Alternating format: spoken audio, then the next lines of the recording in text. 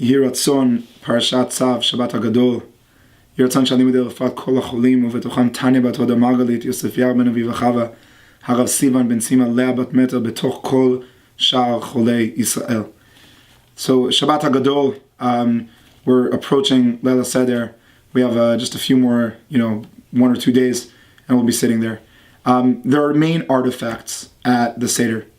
One is the matzah, the other is the maror, and let's say the third is like the kosot of yain. There's something incredible about all three of these. If we start from the yain that we drink, there's an amazing Mishnah Berurah. The Mishnah Berurah says that the first cup that we drink must be red. And asks the Mishnah Berurah, why is it so essential that the color of the wine will be red?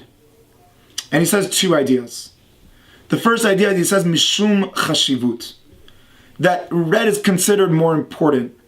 So what is he trying to say by why is it red? That you start off your Seder and you look at the color and you feel like you're important and you realize you're a king and you're feeling redemption and you're all excited.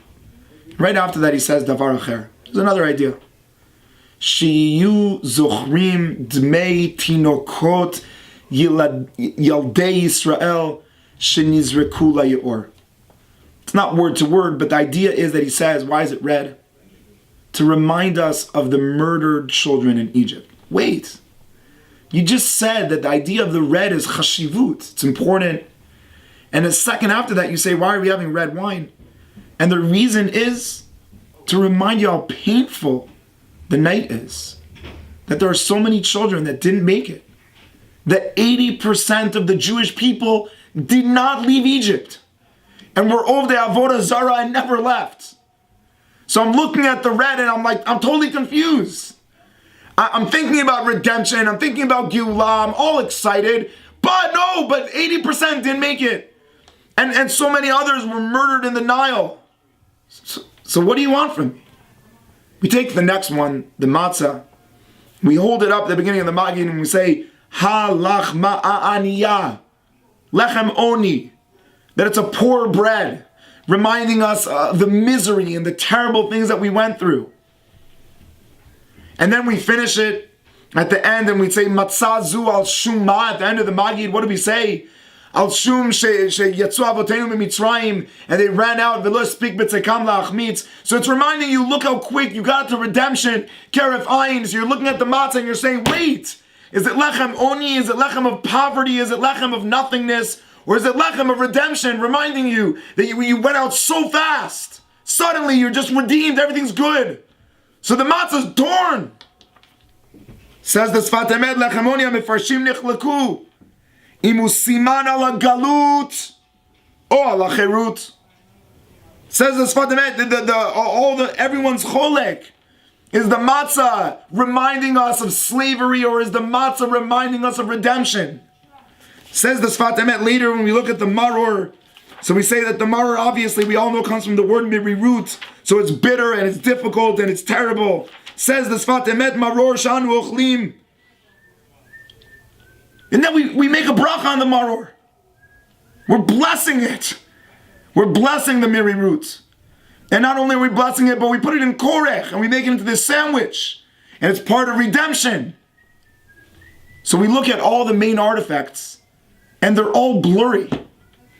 They're all either exile or redemption. So make up your mind. My student Eitan Marcus said to me, what's your biggest question about Pesach? He said, I just don't know. Is it Geula? Is it Galut? Is it Kriya Yamsuf? Is it the Ten Makot? It's just so unclear. Purim, it's obvious. I know the Megillah, it says to me what went on, but here it's like, it's redemption and it's galut and it's you're free, you're not free. Dayenu, and you speak about all the deserts, what's going on? The Sfat Emet says one of the deepest answers in the world. Why are all the artifacts of the Seder seen in a dual vision? Why can the matzah also be lechem oni and lechem geulah? He says there is no such thing as Geula, there's only Geulim. Explain what that means. We say every day in Shachrit, Alzot Shibchu Geulim. Geula means a time in history. Geulim means a person that has been transformed and become a walking Gaul. He's no more a slave. Comes the night of the Seder and says, redemption is not a historical moment, but a mindset and a lifestyle and a personality. The matzah will be what you make it. The maror will be what you make it. And the yain will be what you make it. There is two realities and they're both true. The matzah is lachamoni and the matzah is geula. And now you decide. Are you defined by reality? Are you enslaved by the world? Or do you decide to look at the other positive side of things? Teaching us that real redemption is about redeemed people and not an experience of redemption. And so the bracha is that we should learn the Shahana Rule.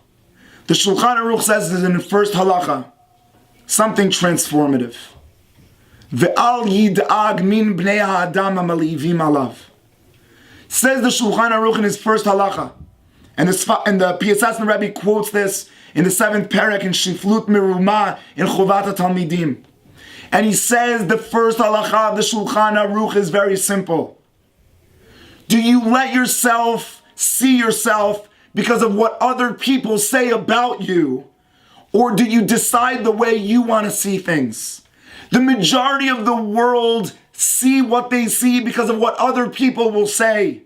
I went over to one of my students today. I said, what's your dream? He said, to be a businessman. I said, why? He said, to have money. I said, why? He said, because that's what people care about.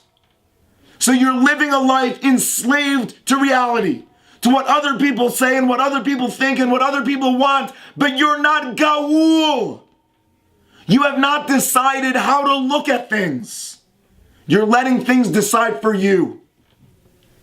And therefore, the first halakha of the Shulchan Aruch is very simple. To be redeemed is to recognize that there is negative and there is positive, and it's your responsibility to choose to recognize the challenge, recognize the negative, understand the problem, and look away. And turn to the Geula. Turn to the maror that you can transform to mitikut, like the Sfarim says, Hemtiku zot hamirut. What is Hillel saying when he's korech, the maror?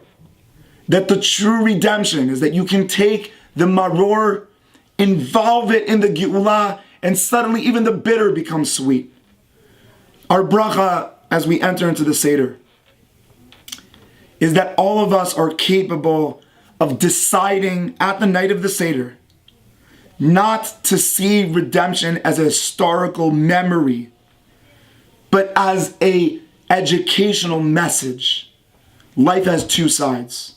You can choose, and you must choose, if you want to be the ones who see what's true, that things are negative, or do you want to be aware of the negative and choose to embrace the negative through you, and you can take it to positive. You can take it to Geula. Al zot shibchu geulim. We should become people that are redeemed and not wait for situations of redemption. Shabbat Shalom, Chag Sameach.